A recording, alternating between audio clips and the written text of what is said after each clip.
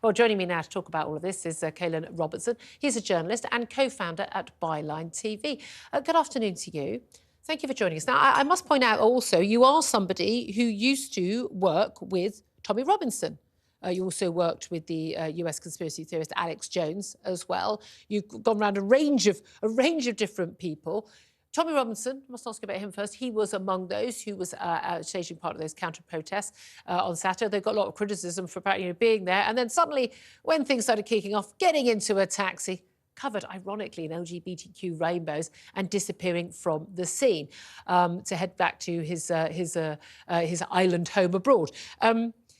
Just first of all, why do you think the right-wingers, not right-wingers, the far-right, ex-EDL types, why do you think they turned up on Saturday? Were they genuinely concerned? You worked with these people. Were they genuinely concerned about the cenotaph being desecrated, being defaced and under attack? Well, knowing those types of people, the reason the far right were there was because of the rhetoric from Suella Braverman, who said that the police were favouring the Palestinian side. They were letting them get away with illegal activities, who pitted the police against each other. It's all on video. Who made the police's job really, really difficult, who called the other side a hate march, who basically made it seem like there was going to be sort of terrorist sympathy and massive amounts of Hamas support allowed all over London. But there had been for the previous 4 weeks. But it wasn't. Yeah, it wasn't allowed in the previous 4 weeks. And the police have openly said recently as well that Suella made their job more difficult because of her rhetoric, because she basically would rather have the far right there than people who are pro-Palestine. Why would she rather have the far right there? Because her views are far more aligned with that. If you look at the rhetoric she's put out, of course they are. The Rwanda policy is extremely right-wing, of course. So an ethnic minority Home Secretary married to a Jewish man would rather have the far right. She's sympathetic to their views. She's got more in common with Tommy Robinson than someone marching supposedly for peace. Those people are there for Suella Braverman. Joe Politics interviewed them, and they all said that she was great. It was her rally call that got them there. It wasn't really Tommy Robinson. You're saying that if Suella Braverman hadn't written that article for the Times, obviously bearing in mind, of course, these people are all avid readers of the Times newspaper. They don't read the Times, but they can see it. But we know how the news works. If you write something in the Times, it's screenshotted on Twitter. The headlines get put out. They see that rhetoric. They see that. They'd have all been happily at the, trailing their wives around the local shop. But why is this happening? Why are we seeing the far rights on the street now? Tommy's been around for years. We haven't seen this in the last few years on our streets. We're seeing it now because of the recent rhetoric from Suella Braverman. That's why we're seeing it now. And I think a lot of hosts who are complicit in this, a lot of right-wing media, the guest that you had on your show on Friday, Douglas Murray, said that the cenotaph was going to be, on Thursday, was going to be desecrated. They were going to be nowhere near that. So right-wing TV hosts and the right-wing government have facilitated this, allowed it, and now they're all saying, oh, no, it wasn't Suella, it wasn't any of us, it was Tommy Robinson, previous it was the EDL. Have been around Whitehall. The march wasn't around Whitehall because they're doing security preparations ahead of Remembrance Sunday, so that wasn't going to be allowed. But previously, they would have been. The march, we were told, was going to be a couple of hours. It wasn't going to start till a couple of hours after as well. People were well on the streets around 11 o'clock in the morning, long, around when people were marking Armistice Day at 11 o'clock and our fallen heroes. People were on the streets. I do not hold a candle for the far right, for the racists, for Tommy Robinson. Any of those people, got no time for them at all. They just create more problems, and a lot of them just frankly want a ruck. There's a lot of footballers. They just want to have a ruck. And Suella gave them an excuse. She basically said it was allowed. They didn't. She said they could go to the cenotaph and the Palestinians weren't allowed to do it. She allowed it. The excuse was given to them by the failure of the police to actually take on the Islamist, the pro-Hamas, the anti-Semitic people so you want the police to do a better job, right? Those pro-Palestinian. You want the police to do a better job, yes? You're a fan of law and order. Well, no, I want the police to do their job. Are you a fan of their job? Are you a fan of the police doing a good job and there being law and order? Yes. Well, then you should hate what Suella's done, which is to undermine them. That's why their jobs are becoming more difficult. They didn't. No, they did. Their job wasn't undermined by Suella Braverman. You championed her the whole time. You said that she's great. You started the show this morning by saying that she said nothing wrong, she's done nothing wrong. That's not true. Because you built her up and now you don't want to take responsibility for it. That's not true. I was very critical of some of her language that she used. I said the language comparing it with marches in Northern Ireland and the use of the term hate marches. I was very, very critical of her. But you tweeted on Saturday that they were hate marches. Jess Phillips said hate marches and you said yes. Hate march, and I went, yes, because there were... So you agree they're hate marches? No, because...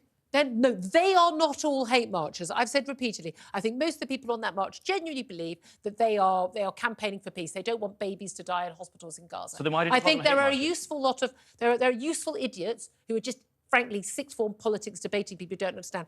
And I think, yes, there is a large minority of people who are anti-Semitic, troublemakers, pro-Hamas, and dangerous people. Who were the majority of people arrested on Saturday? What side was the majority arrested?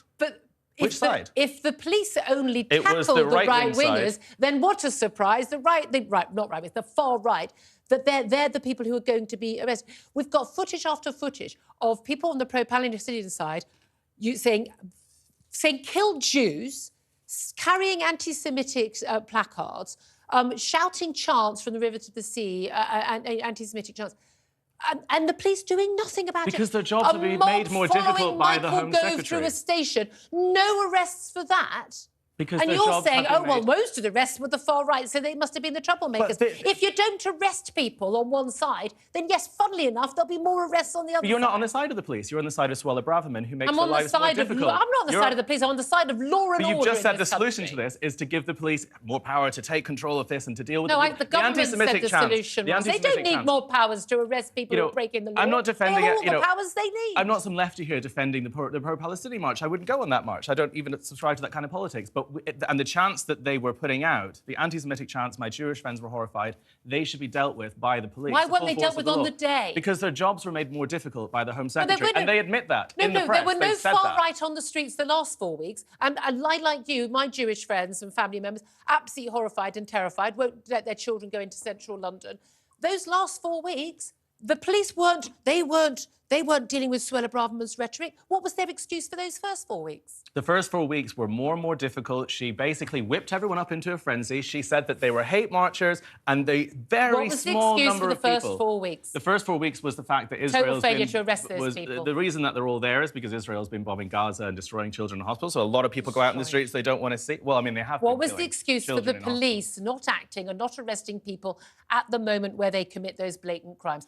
Journalist after journalist can find these people, and suddenly the police surrounding them, apparently completely unable to see or hear. They took action after. A lot of the time, our police forces aren't equipped to understand some of the Islamic slogans that we first saw on the streets, some of the flags. And actually, when it was highlighted on Twitter what these things were, what these symbols were, they took action and they went after those people. It was just because a handful of people. But those were but only a handful of people were there's plenty of footage. It was 10 people on Saturday. There's way more than a handful of people chanting those things and people walking happily by. I'm just saying, if I walked happily by someone, shouting death to Jews who had a swastika on his arm and was a far right person, you would rightly say, how dare you stand there and allow that to happen? If you're walking down the road alongside people who are shouting death to Jews, I'm sorry, you are part of that. Yes, but also what's part of that is the guests who have been on this show and parts of our government that have facilitated and encouraged those far-right people to go to the cenotaph. So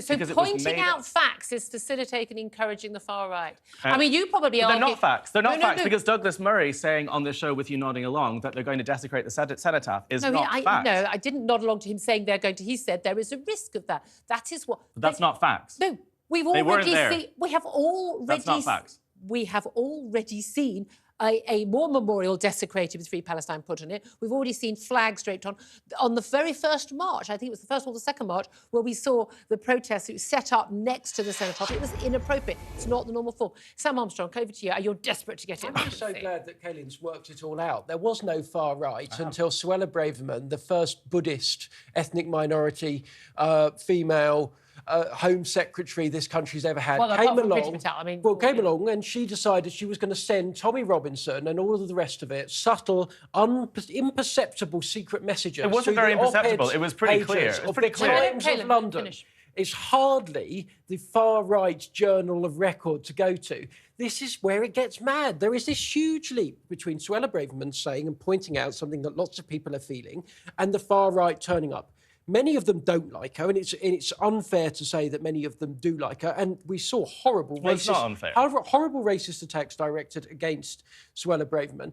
And there is a madness in this country if we don't think that the far right were likely to have been upset all by themselves at the sight of Islamist extremists committing terrorist offences threatening to march past the cenotaph on, of all days, Armistice days. You are lying to people when you say that they were emboldened. Come on, what does that mean? If the far right are given an opportunity to take to the streets, and if they are told that the police will be on their side, the police aren't going to be upholding law and order by the Home Secretary, they will take that opportunity and they will commit violence. That is why this has happened. No. It has nothing to do with Tommy or any of these distractions. I'm not defending what they did at all. They just don't help anyone's cause, except people who want to criticise them, and quite rightly criticise them for what they've done. However, the key thing is it wasn't they felt that the police weren't taking action.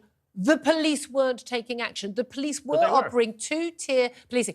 Sorry, if the police were acting so perfectly, why on earth were so many Jewish people afraid to be in town? If the police were acting so perfectly, why were people not arrested for chanting pro-Hamas slogans? If the police were acting correctly, why was Sir Mark Rowley, the Met Chief, dragged into Downing Street by the Home Secretary, the Prime Minister, given a dressing down and told to deal with this? No, he couldn't persuade Mark Rowley to actually ban this march. Now, look, I didn't actually call for this march to be banned. I said, if it's late on in the day and it's on the other side of London, but it's properly policed, that's fine. But it's never ever acceptable that there should be any sort of protest or march in any city, any town or city in this country where the way that people are behaving is intimidating to other people, not people taking offence or not agreeing with them. I'm very happy for people to do marches I disagree with. But if there are a constituency of people in this country who are scared because of their ethnicity and their religion, because of what some of these people on these marches are doing, and by the way, these marches, some of the organisers are ex-Hamas, for God's sake. They're from a proscribed terrorist organisation. There's a clue about what their aims are. If that is going on, the police have a duty to act. Yes, and to say that this is all rhetoric and stirring up is a nonsense. But everything you said is correct, right up until the last point, which is that the police need to take action. But you're supporting a woman that undermines the police. So it totally counteracts. How does Suella Braverman, the Home Secretary as was, it was literally her job to oversee what the police do. How does her saying, I want the police to do the job they're paid to do to protect all the people in this country. How is that undermining the police? She said that they were picking sides, and she said that they weren't going to uphold law and order. Okay, so then the police spokespeople who said that they undermined them, they're lying, they're crazy. No, but hang on. We shouldn't listen to the police spokespeople. We should just listen to each other on our social media. You've admitted that the police have a policy with Islamists to look at what is said, arrest later, not at the time. In part, they say, the police, they do that to prevent disorder at the time. They don't have enough police to deal with that many people. It would cause disorder if they were to arrest at the time. With the far right, they take a different approach. They preemptively arrest. They arrested, I think, 75 people in Pimlico to prevent a breach of the peace. Those two approaches are worlds apart. Now, I'm not saying those approaches are wrong, but that is two-tier policing. That is, one is being arrested before the fact to prevent the breach of the peace.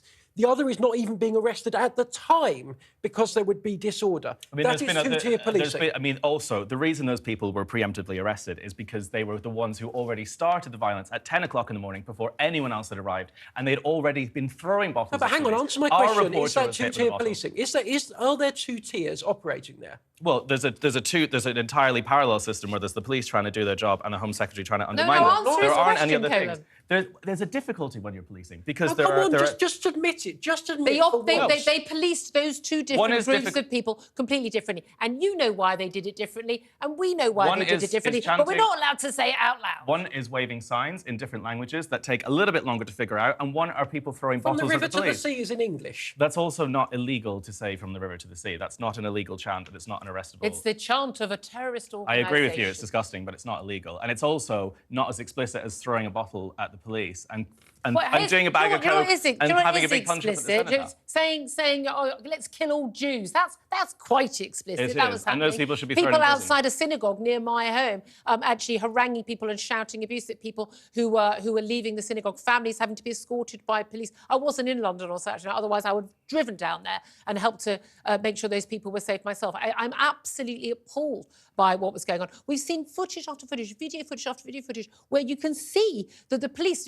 even when they themselves are being pushed. The Michael Gove, the footage taken by Andy Noah, previous guest, the Michael Gove being chanted at and pushed at, police having to push people back. Again, you don't see the police grabbing those people and arresting those people. And it's the police themselves who are saying that they have been undermined by the Home Secretary. But I agree with you right up until that last point. Writing an article for the Times mean you can't arrest people who are threatening a bloody cabinet minister walking through a train station in this country. They're being undermined by the Home Secretary. Oh, my God, Caolan. Yeah. God, I've got to stop shouting too much on this show. But genuinely, Caolan Robertson. Really, look, I really appreciate you coming in. He's with Byline TV now. He was there. Well, saw some of the events on the day. Thank you very much.